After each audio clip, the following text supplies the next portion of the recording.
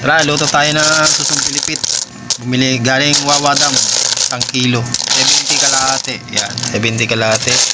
Ang gawin natin, gagataan natin. Siyempre, bago natin lutuin to, dapat ikat na natin itong buntot. Yung pinakapuwit niya. Yan, gataan natin. Lagyan natin ng malunggay. Siyempre, may gata tayo dyan. Isang nyug lang. Yan, bago natin lutuin to, hugasan muna natin ng gusto hanggang sa pumuti yung tubig. Ngayon, pag pumuti na yung tubig, tsaka mo takpan, patayin mo na isang buong araw, tsaka mo lulutuin to. Patatayin muna ninyo. Yan, sarap niya, 1 kilo. Tara, lutuin na natin yan. Para hindi kayo mahirapan mag-cut, gamitan nyo ng cutter. Yan, cutter. Mas mabilis. Hindi na kailangan basagin ng kutsilyo kung ano pa. Mas maganda to. Cut natin ng cutter. Dapat may cutter kayo.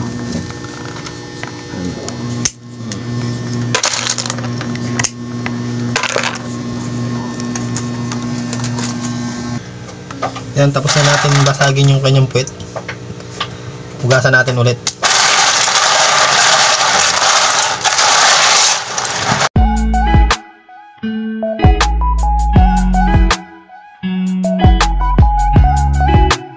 Matanggal yung pinagbasagan ng puwet yan,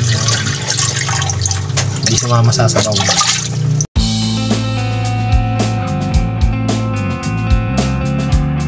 Yan, prepare na natin yung gata natin. Yan, prepare na natin yung gata. Yan, tapos patuluan natin yung ating susong pilipit.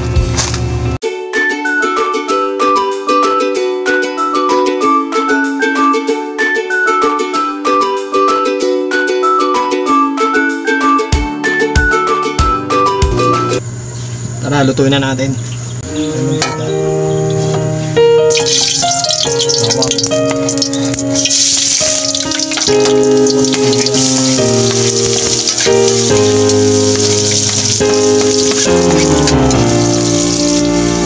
Ating susong pilipit. Ating pampalasa. Hindi na natin kagad para habang naluluto, kumakapit na yung lasa niya.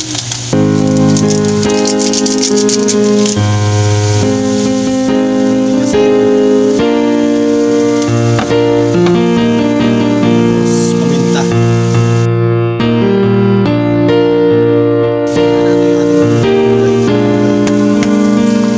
Siling para meron siyang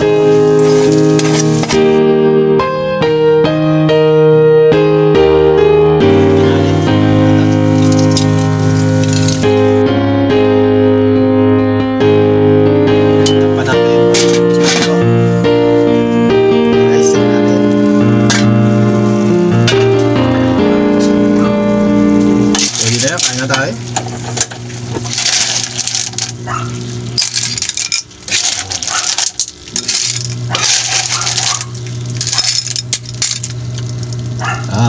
Wow! Salamat po sa panonood. Kain na.